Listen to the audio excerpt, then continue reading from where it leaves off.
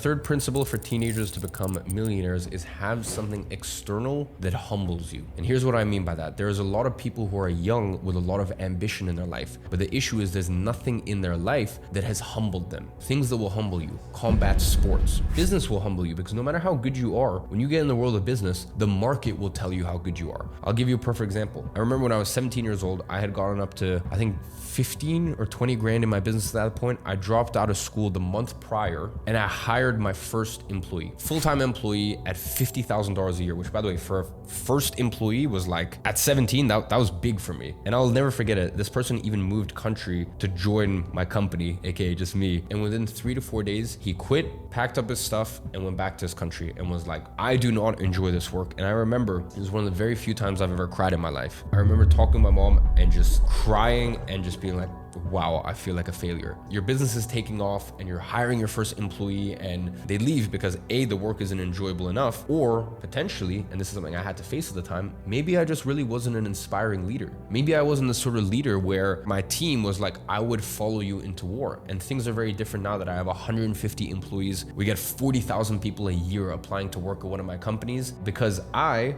was humbled when I was 17 that, hey, maybe you're not as good as you think you are. Maybe you think that you're this little child prodigy. Are you sure about that? Let me humble you. So whether it's business, whether it's combat sports, you need something external in your life to humble you and put you in your place. Because the thing is, especially if you earn a lot of success at a young age, you're gonna start to think you're hot shit. And if you don't have anything to humble you, you will end up becoming your worst